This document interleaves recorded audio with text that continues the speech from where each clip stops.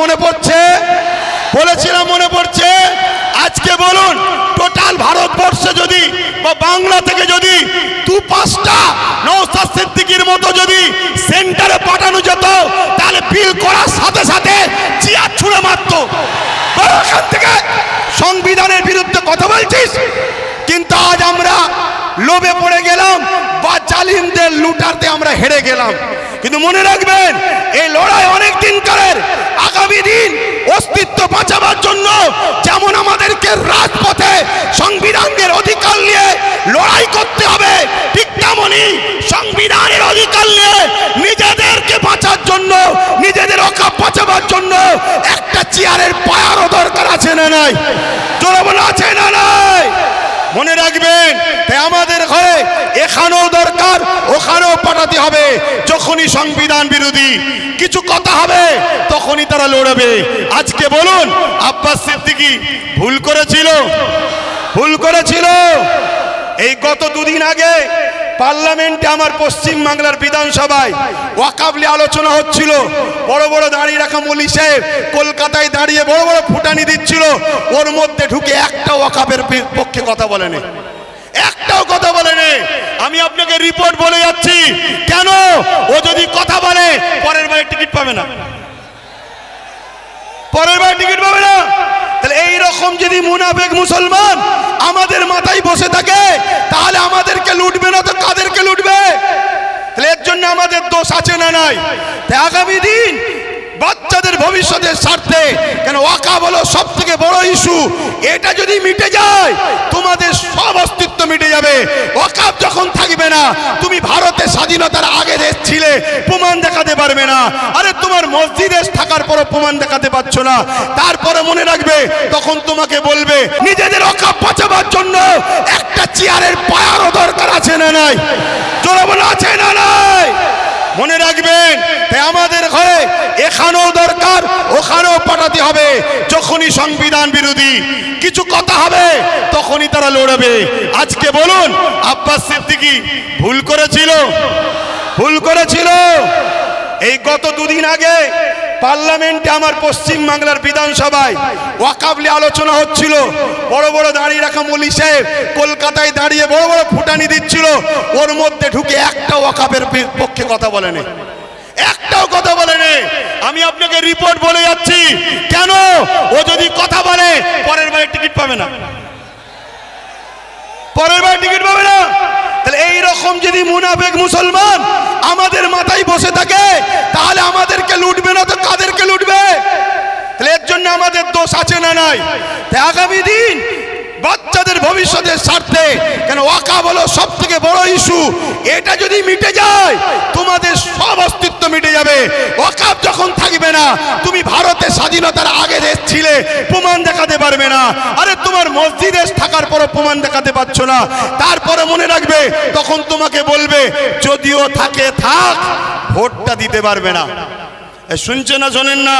এই বিরাট বড় নাটক, অনেক বড় চেঞ্জ চলছে। মনে রাখবেন, বিগত দিন যা বলেছি আজকে সেটা ঘটছে না ঘটেনি। আজকে যেটা বলছি, যদি ঘুমিয়ে থাকো, অগ্রাহ্য করো, তাহলে আগামী দিন কিন্তু কোনো ঘটবে। তখন কিন্তু আব্বাস সিদ্দিকী আর বলার জন্য থাকবে না। এটা বলে দিয়ে গেলাম। এ লড়াই আমাদের জীবন মরণের লড়াই, এ লড়াই আমাদের বাচ্চাদের লড়াই। মুসলমান আমার কওমের ভাইরা, ওটা অন্য সমাজের মানুষের সঙ্গে ওয়াকফ নিয়ে নিজেরা বন্ধুর মতো আলোচনা করো, তাদেরকেও বুঝাও যে ভাই, এ লড়াই কোনো হিন্দু মুসলমানের লড়াই নয়, এ লড়াই অন্য কোনো জাতি ধর্মের বিরুদ্ধে লড়াই নয়। এটা কেন্দ্র সরকার বিভাজন লাগাতে চাইছে।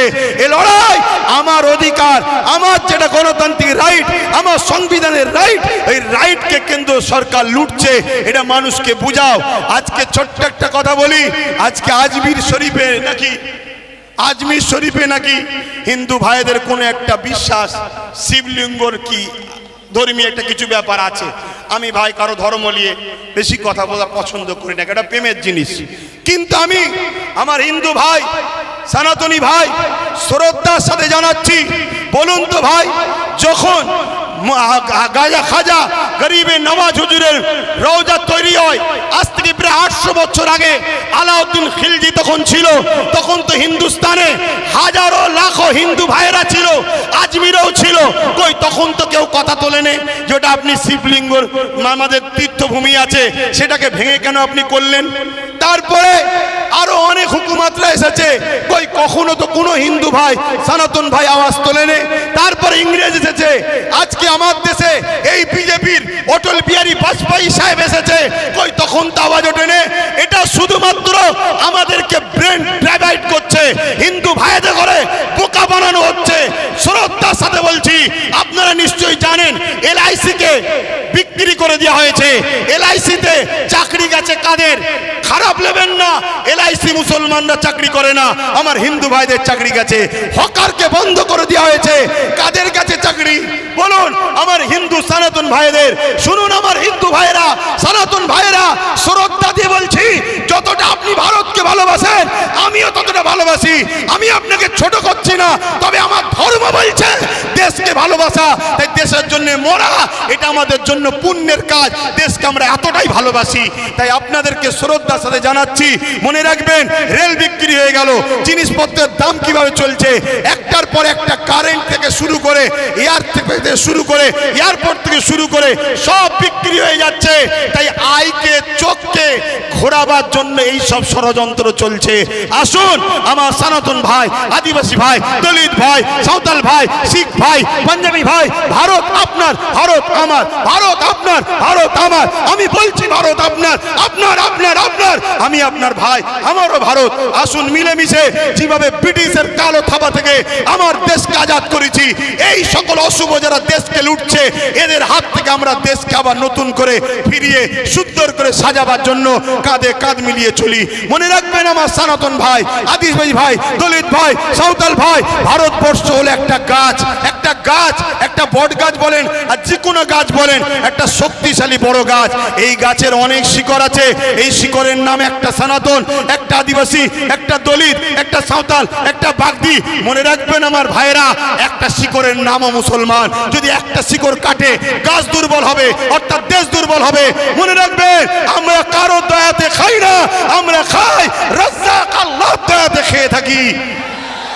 তো ভাইরা আমার, এখানে মনে রাখবেন আজকে সব ষড়যন্ত্র চলছে, এই ষড়যন্ত্র থেকে আমাদেরকে খুব বুঝে বুঝে পা ফেলতে হবে। তাহলে এই লড়াই হিন্দুদের বিরুদ্ধে নাকি?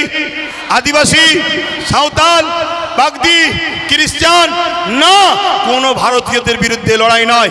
এই লড়াই সংবিধানের পক্ষে, সংবিধান মিটানোকারী কেন্দ্র সরকারের বিরুদ্ধে আমাদের এই লড়াই, ঠিক না বেটি? আজকে রাজ্য সরকারকেও এখান থেকে বলি, রাজ্য সরকারকে এখান থেকে বলি, আপনাকে 35 বা 36টা এমপি দিয়েছে আমার সরল প্রাণ ভাইরা, আমার সরল প্রাণ ভাইরা ভালোবেসে দিয়েছে, ঠিক আছে, আপনাকে বিশ্বাস করেছে। এই বিশ্বাসের ন্যূনতম হকটা আদায় করুন। যদি আপনি বিশ্বাসের উপযুক্ত না হন, আগামী দিন আপনার বামফ্রন্টের মতো অবস্থা হবে, সেটা পরের বিষয়। কিন্তু বিশ্বাসের উপযুক্ত হন। এই ভারতবর্ষে, এই বাংলায় 35 বা 36 কটা 34টা এমপি দিয়েছে, 34টা। মনে রাখবেন বিল অকবার নিলে হবে না। অনেকে বলছেন অকবার নেবে না, অকবার নয়। যদি ক্ষমতা থাকে, যেভাবে দিদিমণি আসার সময় পার্লামেন্টে সংবিধান উল্টো ধরে চিল্লাচ্ছিল, দেখেন না, ছিঁড়াছিঁড়ি করছিল, ওই রকম ওখানে বক্সিং মারবেন ভেতরে। কথা বুঝছেন না, বোঝেন না? শেষবার চান্স দিচ্ছি, শেষবার চান্স দিচ্ছি। এই লড়াই সংবিধানকে বাঁচাবার লড়াই, শুধু মুসলমানদের লড়াই নয়, সংবিধানকে বাঁচাবার লড়াই। আপনি সংবিধানের স্বার্থে করেন, আমাদের ভালো যদি নাও চান, কমসে কম সংবিধানকে তো ভালোবাসেন, সংবিধানের স্বার্থে করেন। আরেকটা কথা রাজ্য সরকারকে বলে যায়, সেটা হলো এটাই, আপনার অনেক আইবি লোক আছে, পুলিশ বন্ধুরা রয়েছে, খবর আপনাদের কাছে চলে যাবে ঠিকই। শ্রদ্ধার সাথে বলছি, যে ওয়াদা করেছিলেন ওয়াকাফ ফিরিয়ে দাও, ফিরিয়ে দেব, এই ওয়াকাফকে ইমিডিয়েটলি ফিরিয়ে দেন। ওয়াকাফকে যারা দখল করেছে দখল মুক্ত করেন। এ কথা যখনই বলা হবে, রাজ্য সরকার কি বলে জানেন? যে ওইভাবে বুলডোজার আমি চালাতে পারবো না। কিন্তু আমরা দেখি যে এই রাজ্য সরকার গরিব হকারদের করে বুলডোজার চালিয়ে ভেঙেছে। দেখাচ্ছেন না, দেখেন না? তাহলে আমার হিন্দু ভাইরা, হিন্দু ভাইরা, আদি সনাতন ভাইরা, আমরা আপনাদের দুশ্মন নয়, মুদি দুশ্মনের নজর আপনাদের দেখাচ্ছে। চশমা খুলে ভাইয়ের নজরে দেখেন, আপনাদের জন্য আমার জান দিতে প্রস্তুত আছি আমরা, ঠিক না বেঠিক গো? হ্যাঁ, আমার হিন্দু ভাইরা আমাদের নয়, তাই বলে দিলাম। তবে মনে রাখবেন, যদি মনে করেন, যদি কেউ মনে করেন যে আজ মনে হয় মুসলমানরা ফেঁসে গেছে, কেন সেন্টারে আমাদের, রাজ্যে আমাদের, সব জায়গায় আমাদের, তাহলে আমি বলবো সত্য এমন একটা জিনিস, সত্য এমন একটা জিনিস, পৃথিবীর সব মিথ্যা এক জায়গায় হয়েও সত্যকে মিটাতে পারে না। কিন্তু ইনসাফের স্বার্থে, ইনসানিয়াতের স্বার্থে বলে গেলাম। যাক, আমি সংক্ষেপ করছি, শেষ কথা আপনাদের কাছে বলি, আগামী দিন দিল থেকে বলুন, এ লড়াই কি এখানে শেষ না চলবে? লড়াই এখানে শেষ না চলবে? এই লড়াইয়ের দুটো পন্থা আছে। একটা পন্থা হলো সংবিধান অনুযায়ী, সংবিধান যেভাবে রাইট দিয়েছে, সংবিধানের বাইরে গিয়ে আমি তাহলে নাই, সংবিধান অনুযায়ী কলিকাতার রাজপথ ধরে এই আন্দোলন পুরো দরকার হয়, একেবারে যেভাবে দখল নিয়েছে ওভাবে দখল নিতে হয়, লিয়া হবে, ঠিক আছে না বেঠিক? এক কথা বলেন, দরকার আছে না নাই? তো মনে রাখবেন, এই লড়াই চলবে, কিন্তু সংবিধানের ডায়েরির মধ্যে থেকে, সংবিধানের আন্ডারে থেকে, সংবিধানের বাইরে গিয়ে নয়। আর একটা কথা বলি, আপনারা বোকার মতো ছুটবেন না। ওই জায়গায় বললাম, চোর ফিরে ঢুকে বলছে চোদ্দার চোদ্দার চোদ্দার। যারা আন্দোলন করছে বিগত দিন, তার পথ ধরে এই আন্দোলন পুরো দরকার হয়, একেবারে যেভাবে দখল নিয়েছে ওভাবে দখল নিতে হয়, লিয়া হবে, ঠিক আছে না বেঠিক? এক কথা বলেন, দরকার আছে না নাই? তো মনে রাখবেন, এই লড়াই চলবে, কিন্তু সংবিধানের ডায়েরির মধ্যে থেকে, সংবিধানের আন্ডারে থেকে, সংবিধানের বাইরে গিয়ে নয়। আর একটা কথা বলি, আপনারা বোকার মতো ছুটবেন না। ওই জায়গায় বললাম, চোর ফিরে ঢুকে বলছে চোদ্দার চোদ্দার চোদ্দার। যারা আন্দোলন করছে বিগত দিন, তাদেরকে দেখা গেছে যারা ওয়াকফ ছেড়ে খায়, তাদের মুখে মুখ দিয়ে গুজুর গুজুর করেছে। আমার একটু ভাষা খারাপ ভাই, কারণ আমার ছেলে শুকিয়ে আছে, তো আমার ছেলে তো খেতে পাই না, আমি তো গার্জেন, আমার বাচ্চা শিক্ষা পাই না, আমার বাচ্চা গরিব, আমার বাচ্চা কলকাতায় হোস্টেল পাচ্ছে না, পড়তে পাচ্ছে না, অথচ কলকাতায় 33 খানা এতিমখানাকে দখল করে রেখেছে শাসক। 33 খানা এতিমখানা রয়েছে কলকাতায়, ভিআইপি জায়গা রয়েছে, ওই জায়গাগুলোতে সব বিভিন্ন প্রমোটিং হয়ে যাচ্ছে, কোটি কোটি টাকার লেনদেন হচ্ছে রাজ ক্ষমতার জোরে। এমনি বলিনি যে রাজ ক্ষমতা দরকার, এমনি বলিনি রাজ ক্ষমতা দরকার। আরে আব্বাস সিদ্দিকী আসবে না, ওই নওশাদকে দিয়েছে, ওটাই থাকবে তোদের সাথে। আমি আমার যেটা করছি করব, কিন্তু তোমাদেরকে ভাবাচ্ছি, তোমরা ভাবো, তোমরা ভাবো। আজকে বিধানসভায় এতগুলো তো মুসলিম এমএলএ রয়েছে, এমপি রয়েছে, এই গত কদিনে, এই গত পরশু দিনে আলোচনা হয়েছে, কারো মুখে কথা নেই। তোমাদের নওশাদ, তোমাদের, এ ভাঙড়বাসী, তোমাদের নওশাদ, তোমরা গর্ব করো, তোমাদের নওশাদ। তোমাদের এই ভাঙড়ে পাওয়ার গ্রিড যখন তৈরি হয়, 3 বিঘে ওয়াকফ জায়গা ছেড়ে নিয়েছে। আমি বলে যাচ্ছি, মিলিয়ে নাও, 3 বিঘে ওয়াকফের জায়গা পাওয়ার গ্রিডের নামে নিয়েছে। পাওয়ার গ্রিডের প্রয়োজন আছে না নাই ভাঙড়বাসী জানে, ও বিষয়ে যাচ্ছি না, আরো জায়গা আছে তো, কিন্তু ওয়াকফ নিবি কেন? কথা বুঝে আসছে? আমি একটা ছোট্ট কথা বলবো, অনেকে বলতে পারে নওশাদ কি করলো। আমি একটা কথা বলবো, ওর আমি বড়, আমার ধর্মীয় হিসাব অনুযায়ী ও আমার জুতো ঘুরিয়ে দিতে হবে, ওর বড় ভাই আমি, সম্মানের দিকে। কথা বুঝে আসছে? আমি ওর নাম করতেছি না। আমি একটা ছোট্ট কথা বলবো, ভাঙড়ে এয়ারপোর্টের নামে জমি নিতে গেছিল, জানেন তো? নিতে পেরেছে? এটা তোমরা বেঁচে, তোমরাই তোমাদের নিজেদের তকদিরকে, আল্লাহর হুকুম তো বটে, করেছো ভালো। কি যদি ও না থাকতো, অন্য কেউ থাকলে একদিন সই করে জমিলে লাখ লাখ হাজার হাজার মুসলমানদের ঘর উচ্ছেদ হয়ে যেত। কথা মাথায় ঢুকছে? কিন্তু ওই নেশার ঘোর এখনো কাটেনি। শুধু একটাই করো, যেখানে মুসলমান গ্রুপ বেশি হয় কেস দিয়ে তুলে দাও, নাই ভোটাভুটিতে ভাগ করে দাও, আর না হয় জমি অধিগ্রহণ নামে কেড়ে নাও। তো ভাই, আমি আর কথা বাড়াবো না। আগামী দিন আপনারা আমার সাথে আছেন তো নাকি? কথা বলুন, আছেন তো নাকি? একেবারে সত্য হাত তো, এটা একদম কোনো ধোকা নয় তো। অনেক কষ্ট করে যেতে হবে, গাড়ির পয়সা খরচ করে। সরকার নয়, আমি সরকারি ফান্ড নেই, সরকার নয়, সরকারি ফান্ড নেই। আর আমাকে পিছন থেকে সরকারও দেয়নি যে আব্বাস তুমি একটু নেমে যাও।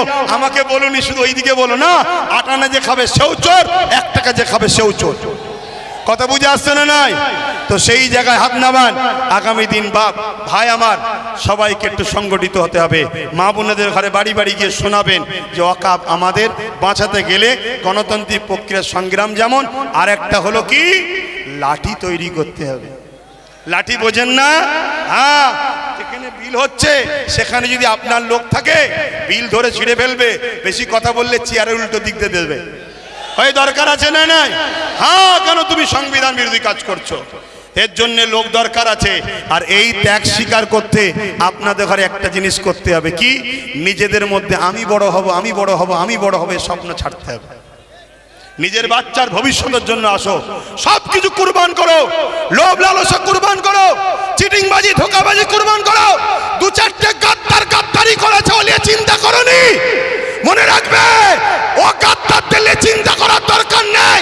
আল্লাহ যেটা করে ভালোর জন্য করে, পচা ঝাঁজ বেরিয়ে যায় ভালো, কারো জন্য কোনো কিছু আটকায় না। তো যাক, কেন্দ্র সরকারের বিরুদ্ধে আমাদের এই সংগ্রাম আজ থেকে শুরু হলো 6 ডিসেম্বর, আগামী দিন চলতে থাকবে। শেষ কথা আবার বলি, বাবরি মসজিদ ইনশাল্লাহ, বাবরি মসজিদ ইনশাল্লাহ, বাবরি মসজিদ ইনশাল্লাহ, বাবরি মসজিদ ইনশাল্লাহ। হাত লম্বা করে তুলে বলুন হবে ইনশাল্লাহ, ইনশাল্লাহ। নারে দিবে আরো দিল খুলে নারে দিবে, নারে দিবে লব্বাইক ইয়া রাসূলুল্লাহ, লব্বাইক ইয়া রাসূলুল্লাহ। ভারতবর্ষ, ভারতবর্ষ, ভারতবাসীর ঐক্য, ভারতবাসীর ঐক্য, ভারতবর্ষের সংবিধান নারে দিবেন। পুলিশ বন্ধুদের সঙ্গে আমাদের কোনো রাগ নেই, তারা আমাদের বন্ধু, তারা আমাদের বন্ধু। কিন্তু অশুভ লোকের হাতে ক্ষমতা চলে যাওয়ার জন্য পুলিশ বন্ধুরা বাধ্য হয় পরিবার, চাকরি, নিজের জানের হেফাজতের জন্য আমাদের উপরে লাঠিচার্জ করতে বাধ্য হয়। কথা বুঝে আসছে? তারা আমাদের বন্ধু, তারা কখনো চায় না, তারও তো ঘরে মা বোন বউ বাচ্চা আছে, তারাও তো একটা বদদুয়ার কথা মনে করে যে হাই লেগে গেলে, বদদুয়া লেগে গেলে শেষ হয়ে যাবে, আমার ছেলের ক্যান্সার হয়ে গেলে কি হবে। তাই তারা জুলুম করতে চায় না, কিন্তু বদমাইশ লোকের হাতে ক্ষমতা চলে যাওয়ার জন্য বদমাইশি করছে। কথা বুঝে আসছে? তো যাক, চিন্তা করার কিছু নেই। আমি এখানে সংক্ষেপ করছি, আস্তে আস্তে ঘরে যাবেন, আস্তে আস্তে ঘরে যাবেন। মনে রাখবেন দেশ আমাদের ছিল, আছে, থাকবে। সংবিধান ছিল, আছে, থাকবে। সরকার আছে, পড়ে যাবে। কেন্দ্র সরকার যেটা করছে অন্যায় করছে। আসুন ছোট করে একটু দোয়া, আল্লাহুম্মা আমিন, আল্লাহুম্মা আমিন। আয় আল্লাহ, হাবিবের খাতির রহমত করে দয়া করে আমাদের এই চেষ্টাকে আপনি কবুল করেন। আমরা ভুল করেছি আল্লাহ, বারবার সেকুলার নামে ভণ্ডগুলোকে বিশ্বাস করে মেহনত করে তাদের জন্য লড়াই করেছি, ভাই ভাই খুনোখুনি করেছি, মারপিট করেছি। আজকে সেই সেকুলার গুলো সব ডুব মেরেছে। আর কেন্দ্রের জালিম সরকার মসজিদ, মাদ্রাসা, দিন ইসলামের ওয়াকফের উপরে হাত দিয়েছে। মালিক, আপনার কাছে দোয়া চাই, ফেরাউন যেভাবে মিটেছে এদেরকেও মিটাবেন, নমরুদ যেভাবে মিটেছে এদেরকেও মিটাবেন, সাদ্দাত যেভাবে মিটেছে এদেরকেও মিটাবেন। মালিক, আমার দেশকে এই জালিমদের হাত থেকে হেফাজত করুন। আমার দেশের সেনাবাহিনী, পুলিশ বাহিনী, বিএসএফ বাহিনী যারা সংবিধানকে নিয়ে চলে তাদেরকে সুস্থ জীবন দিন, তাদেরকে পরিবার বাচ্চাদেরকে হাসি খুশিতে রাখেন। আমার দেশের সনাতনী, হিন্দু, জৈন, খ্রিস্টান, শিখ, পাঞ্জাবি, বৌদ্ধ, সমস্ত ধর্ম বর্ণের ভাষার মানুষ সবার মধ্যে মানববন্ধন দিন, সবাইকে মিলেমিশে রাখেন। এই তামাম কায়নাতের সৃষ্টিকর্তা আল্লাহ, জানি আপনি আমাদেরকে পরীক্ষা নিতে শুরু করেছেন যে তোরা আমাকে কত ভালোবাসিস দেখবো। আল্লাহ, আপনার পরীক্ষায় যেন আমরা নিজেদের জানকে দিয়ে হলো এই জালিমের গদিকে তুলতে পারি, এই ক্ষমতা আপনি আমাদেরকে দেবেন আল্লাহ। আয় আল্লাহ, আপনি আমাদেরকে পরীক্ষা নিচ্ছেন, পাশাপাশি আপনার কাছে ভিক্ষা চাই, আপনি আমাদেরকে আরো কামিয়াবি দেন। এখান থেকে দোয়া আছে আমার ছোট ভাইকেও আপনি কামিয়াবি দেন। আরো যারা নাই পরায়ণ সত্যের সাথে কাজ করছে তাদেরকেও কামিয়াবি দেন। মালিক, ধোঁকাবাজ, চিটিংবাজ, প্রতারণাকারী, ছদ্মবেশী মুনাফিক মুসলমানদের থেকেও আমাদেরকে সতর্ক থাকার তৌফিক দেন। আমার রাজ্যকে সুন্দর রাখুন, ভালো রাখুন, নিরাপদে রাখুন। প্রশাসন বন্ধুদেরকে আল্লাহ তাদেরকেও সুন্দর জীবন দেন। তাদের উপরে অনেক চাপ, প্রেশার, তারপরেও দোয়া চাই মালিক তাদের পক্ষ থেকে যারা নিরপেক্ষভাবে কাজ করে তাদেরকে ভালো রাখবেন। আর যদি কেউ গায়ের জোর, পাওয়ারের জোর দেখায় মালিক, তার বিচারও আপনার কাছে দিলাম মালিক। আপনি তাদের বিচার করবেন, এই সাধারণ মানুষকে আপনি হেফাজত করবেন। এই সংগঠনের ছেলেদের প্রচেষ্টাকে কবুল করুন। আমিন। লা ইলাহা ইল্লাল্লাহ মুহাম্মাদুর রাসূলুল্লাহ।